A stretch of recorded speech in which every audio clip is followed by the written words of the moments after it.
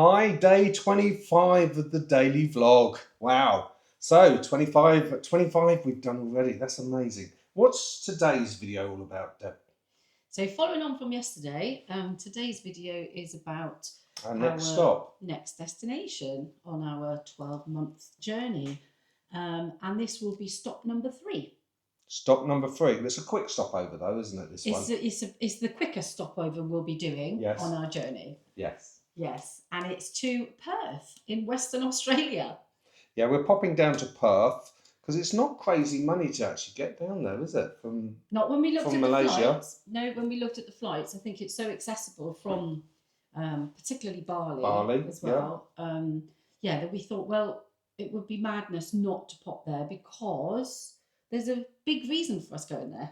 Yes, my daughter's been out there. How long's she been out there now? A couple of years. Must be a couple of years now, isn't it? Yeah. She went backpacking and she hasn't come back yet. And she seems to have settled in Perth at the moment. She seems to really like it there. So, we couldn't go all that way and be so close and not pop and see her. So hence we're having probably a week there.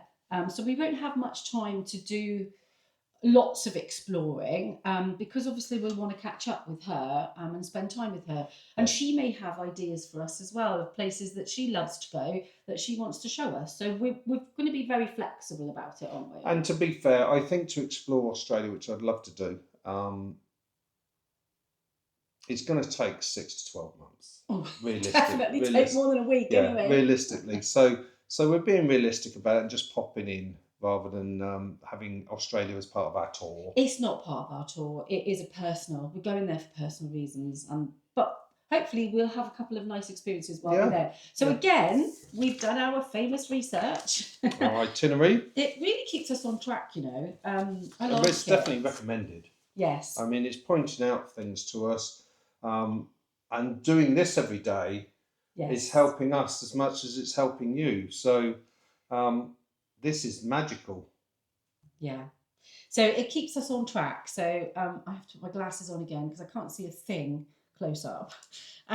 So the first things that our research spat back at us, things to do in Perth, is to do with the nature and outdoors, because it is a very outdoor country, I suppose, isn't it? Because of the climate. So I'm informed by everyone, yes. And the lifestyle it's definitely an outdoor lifestyle. Yes, I believe so. So barbies and chuck a shrimp on the barbie, as they say. Yeah. It'd be interesting to see how big the shrimps are there. Well, that's one of the things in the research that it's brought up on is, it might not be on here, but I've done separate extra research. And it's quite renowned in Perth for the seafood and lobster and shrimps in particular, because obviously it's easily available there, I suppose, and it's very fresh. Yeah. So you'll see it in lots of restaurants. So happy days. So nature and outdoors, there's a huge park with great views over Perth. Kings Park and Botanic Garden. Yes. So that's where that is. It's called Kings Park. So and that's got great views over Perth. So that'd be interesting, wouldn't it? So it must be high up. Elevated. Yes. Yeah. So there's obviously it's famous for its beaches as well, isn't it? Australia. So there's a few beaches that have been mentioned to us. Now, to be fair, we are not big surfers or sunbathers on a beach. No, typically it's not for me. I mean, I don't mind for a bit. No, we love walking on a beach. We love walking, along the sea and enjoying the scenery and what is along a coastline. But we're not ones for sitting on a beach. I was as a young man, and you probably were as a young woman. I was, yeah. But these days, not so much. I mean, we get enough of a tan just walking around.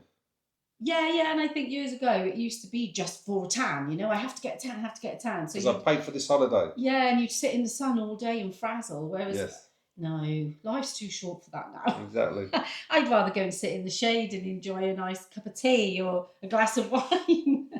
Sadly, we are at that age. Yeah. So whilst we appreciate there's lots of lovely beaches there, and I'm sure we'll pop along to one or two of them, we're not big beach people, but I do like the sound of Scarborough Beach because apparently it's got a lively promenade there. And we love a promenade, don't we? We do love a promenade. Promenades are lovely, aren't they? Because I it's think usually so. nice flat walk, and there's usually things of interest there, Yeah, like lots little going on. shops, boutiques, or restaurants and bars. So yeah, I love a promenade. So that might be one that we'll go to, Scarborough Beach. Yes. And so then we've got Swan River Walks. Peaceful riverside paths, perfect for walks or cycling. Might be nice. Mm.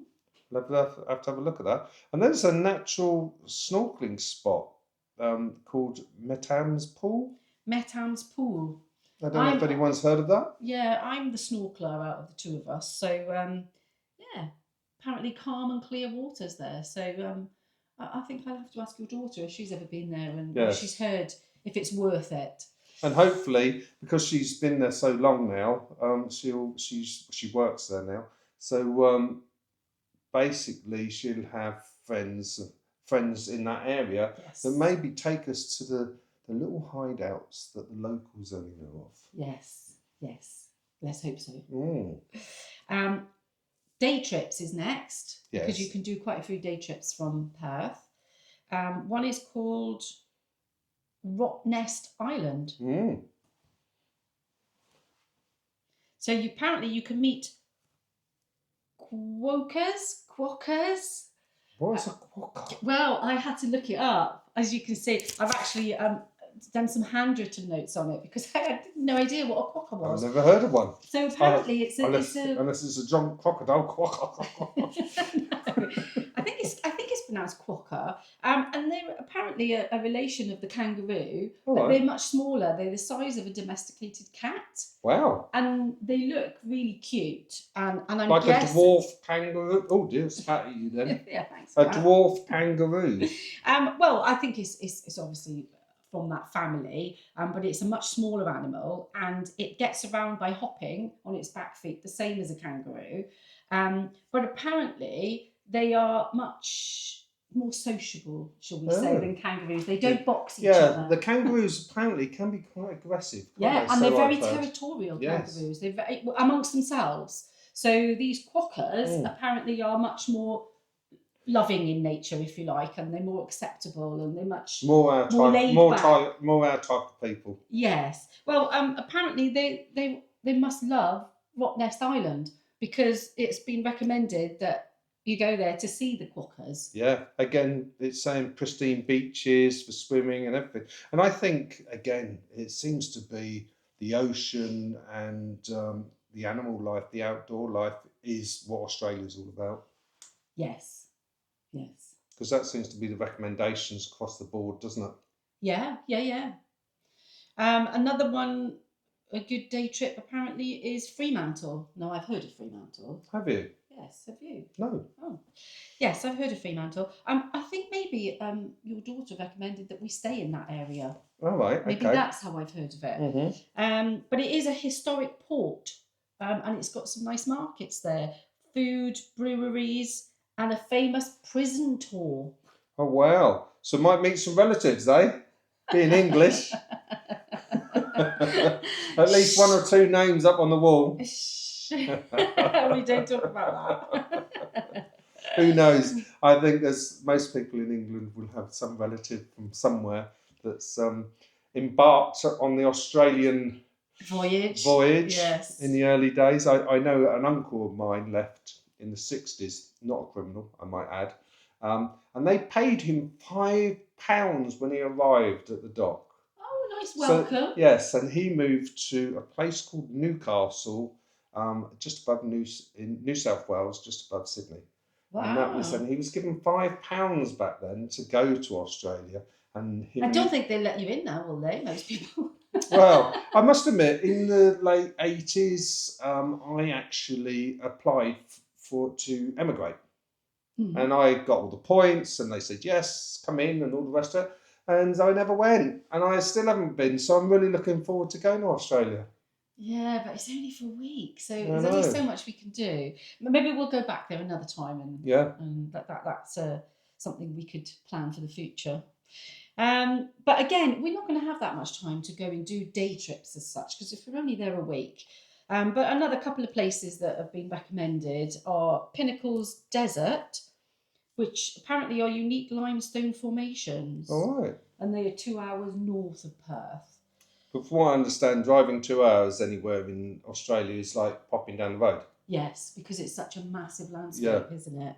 And then there's also some famous sand dunes. So sandboarding like they do in What's Saudi and that. sandboarding? It's surfing on the sand. Is it? It's like surfboards on the sand. Yeah, it's mad. Wow. Yeah. Oh yeah, and it And does I think say they do wind. They do this the wind wind ones. surfing. Yeah, the but wind on surf. sand On instead sand of water. instead of boards. Wow. Instead of water, yeah.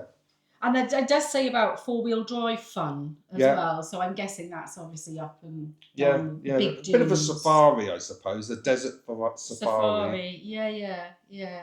Probably more for your daughter's age. I'd Yeah, say. more for the adventurous. The ones that don't mind a couple of bruises here and there on a day out. Now the last one is definitely my cup of tea. Oh, I can see why that is. It's called Swan Valley, and apparently in Swan Valley, it's really great for wine, chocolate, and cheese tasting. Ooh, close Three to the of my city. favourite things. Yeah. So I really enjoy going there. That is going to be fun, isn't it? Yes. That's definitely on the to-do list. Definitely. Well, and because it says it's really close to the city, so hopefully it won't be too far. Yeah. So yeah. So culture and attractions is the next one. Whether we'll have time for culture, This is I'm the not thing. sure. I mean, there's a lot here. So we're just coming up with a list that we've come up with. Debbie's come up with. Whether we'll have time to do them all, who knows? Yeah, or any. Yeah, we'll meant to be seen. Yeah. But we'll let you know what we've actually found out, our research. Yes. So there is an art gallery of Western Australia, and that has local and international art exhibitions. Oh, I'll let you say that next one. Which one? This one. All right, here we go. For a man that's not very good at reading. WA Museum, Boola Bardip. It's BOOLABARDIP. Boola Bardip. Yes. Which apparently is a fascinating exhibition about Western Australia. So I'm guessing that would be about that region, yeah. Yeah. It's probably about mining. It's probably about all sorts of things because a lot of mining goes on in Australia. It'll probably talk about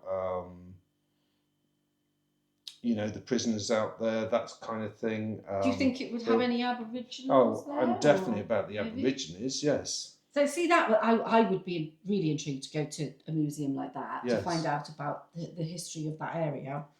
And then there is... Yeah, the true Aborigine story. Yeah. I find all that fascinating. So if we got time to pop in there, that would be brilliant. And then there's a historic site, which is the Fremantle Prison again. Yes. Mentions the prison. So we're off to prison again. And there is, obviously, as in most big cities, there's a zoo. Which, to be fair, because the amount of time we're there, I wouldn't mind going there for a day. Really? To see what animals they have that we wouldn't have in our zoos. Yeah. Because I do like a zoo. I'm a big kid at heart. I do like a zoo. And apparently it's focused, obviously, really heavily on conservation. So that's cool. Yeah, that would be nice to see, actually, what they do there, like you said, in comparison to the UK. But then you can have some up close and personal wildlife encounters, apparently. As long as it's not the quokkas or the sharks, I'm okay. Caversham Wildlife Park. That's where you can hand feed kangaroos, see koalas and wombats. Wow, that'd be cool. I think, if I remember rightly, my daughter did all this at the beginning, didn't she? She sent us videos and stuff. Pictures of videos, actually. So whether she went Maybe there... she went there or not, I don't know. Somewhere similar. But she had a great day with her girlfriends, didn't she? She did, yeah. And then there's another one, Penguin Island. But it does say that it's seasonal. And they're little penguins. Yeah, but it is seasonal, so and it's 45 minutes from Perth. And it's 45 minutes, which isn't long, really. No. Penguin Island. Yes. And then, you don't expect penguins in Australia, actually, do you? Absolutely not. That's the last place I would expect penguins to be. Yeah. So again, really quirky thing about the area, isn't it? That you Yes. wouldn't have even considered had I not done this bit of research. Exactly. So I think that's pretty much it for encounters and days out, and which is make it sense to us, especially as we're only there for a week. But there are some key travel considerations to consider. Yes. If you're going to Perth, yeah. The best time to visit, spring, which is September to November, and autumn, which is March to May. And they offer the best weather. It's sunny and mild, because this is the thing. We don't want it too hot to get around and enjoy. No, and we'll be there springtime, I believe. Yes. Just coming out of spring, going into summer. Because their summertime is December to February. Yes. And it's hot and dry, which is 35 degrees Celsius plus, and that's common. Yeah. That's not the highs. That's the average. That's the norm. Yes. And obviously the winters are mild but wetter. No wonder my daughter loves it there. Yeah. Compared to the UK climate. Yeah. And then another thing it mentions is transport. Which is really important, isn't it? Especially when you're in a new place. Yeah. And apparently the public transport is it says here, decent. Yes, whatever that means, decent. Not great, not rubbish, decent. It's decent public transport. Yes. Trains, buses. Yeah. And that's for getting in and out of the city, and Fremantle.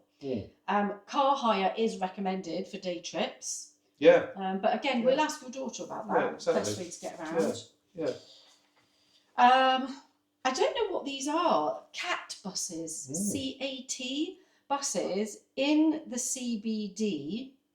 I don't know what that is. Useful for short trips. I reckon what they are. I bet that's an incentive, or it's an environmental thing going on. Yes. That a certain type of bus is free in a certain area. Yes. That's my guess. That makes sense, actually. So if any of you guys know, do drop in the comments what the CAT buses in the CBD area are free. Yeah. What that's all about. And my thoughts are it's a free bus within an area like a zone area. Yeah, it makes sense. It might be maybe in the major city area, Yeah, which would be cool because you can just jump on and off them then. Yeah. So if that is the case, how wonderful would that be? And then we move on to costs. Perth naturally is more expensive than Southeast Asia. Yep. So we'll be going from a relatively cheap area to beans on toast into a more costly area, shall we say. And apparently the meals in Australia are around 15 to 25 Australian dollars. So that's still not per person. Silly money. And that's at a mid-range cafe though. That's not a restaurant, that's just a cafe. But that's dollars, that's Australian dollars, remember? Yes, which is about, I think, off the top of my head, I always sort of say it's double. So for every pound you get $2. Oh right, okay. Yeah, so it's oh, that's cheap then. Exactly. So Australian dollars are a lot dearer than American dollars. Well, if you compare that to London prices, that's cheap. Exactly. That is cheap for us. And then public transport is $4 to $6 per trip, which is low. And that's with a smarter card. So no, it'll be less if you've got a smart rider card. So I would imagine you're. So like in London, it's an Oyster card. So you buy an Oyster card to do so much travelling, and you top it up. And every time you get on public transport. So this is what's this called? A smarter card? Did it say? Smart rider. A smart rider card. So instead of an Oyster card, I think that's what the smart rider card is. That would make sense to me. Yep. Tap and pay is standard, so most ways of paying digitally is recognised in Australia. Yeah, so if you are one of these people that does pay with Apple or Google Pay, it's not a problem. It's standard there. Yeah. And then the last thing is just essentials. And one of the things that I found really interesting actually was the power plugs. So the power plugs there were called Type 1. And I didn't know what a Type 1 power plug was. So again, I googled it, and it tells me that it has 3 flat pins on the plug, and it's used in Australia, New Zealand, China, and Argentina. All right. Now we've not been to any of those places. Well, I haven't, so I won't have that type of plug. No, thankfully we're meeting our daughter there, so it shouldn't be a challenge for us. Yes. Because if if we haven't got one, she'll show us where to get one. Yes. But again, it's these things that can catch you out big time for plugging in your mobile phones, your laptops, your Wi-Fi, and all this kind of stuff. Yeah. So I was very pleased to get that bit of information there. And apparently the internet, as you would expect, is very safe and fast and secure. Yeah. So it says about get a local SIM with Telstra. Now I've got an app now, basically a SIM app, which we'll go on to another video with that. And that is for 180 countries, so you don't need to keep going off getting these SIM cards. But if all you're doing is going to Australia, then I recommend just getting the SIM card in the country, because it will save you a fortune on your roaming charges and stuff. Yeah. So sun safety, high UV. But then that's going to be standard for the whole of our trip, isn't it? We're going to have to make sure that we're using sunscreen all of the time. Looks like it says hat and sunglasses, so I'll have to go and find myself a lovely hat. You're not a hat wearer though, I'm not a hat wearer. Neither am I. I don't think they suit me, so that's probably why They probably do. I've never tried them over the years, because I didn't think, whenever I put one on, they haven't suited me. No, I think you're more bothered about your hair, aren't you? No, I'm not. Look at her. I think it's a vanity thing. Yeah, right. I'm not a big hat wearer either, but when you've got this little hair, this, you know, you've got loads of hair. What are you on about? I get it cut short all the time, so it's easy.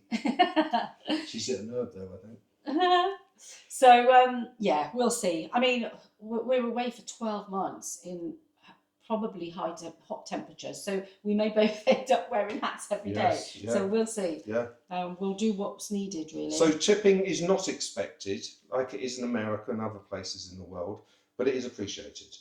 Like the UK, Yeah. we don't expect to be tipped if we're working in a restaurant or wherever.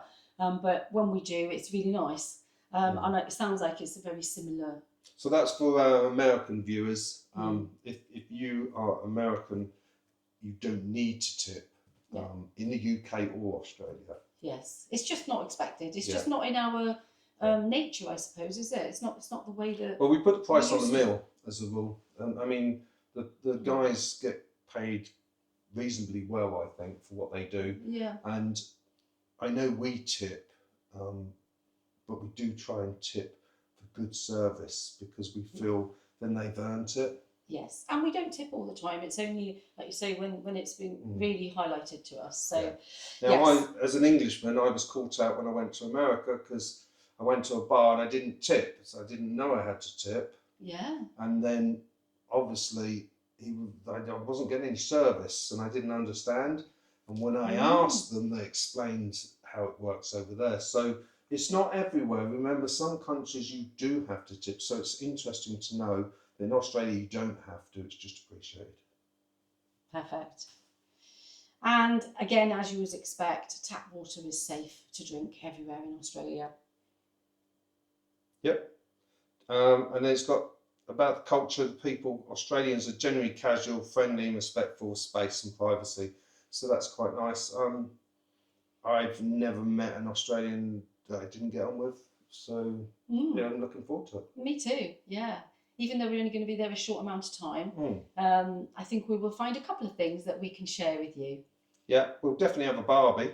Will we? Will we? If I've got to go out and buy one, we're going to have a Barbie. You've got to have a Barbie in Australia, haven't you? Barbie on the beach. Yes. I mean, we're going to have to find somewhere that does a Barbie on the beach. Yeah, you've got to have a That Barbie. would be one of our Google searches. Chuck a shrimp on the Barbie. Got to be done. I'm sure your daughter will tell us anyway. Yeah. So stay tuned until we actually get there in real life. Yes. Can't wait. So thanks for coming along on our journey, and we look forward to seeing you tomorrow. If you haven't subscribed yet, do subscribe if you'd like to follow us on our journey. It's bye for now until tomorrow, really. It is. Bye-bye for today. Cheers.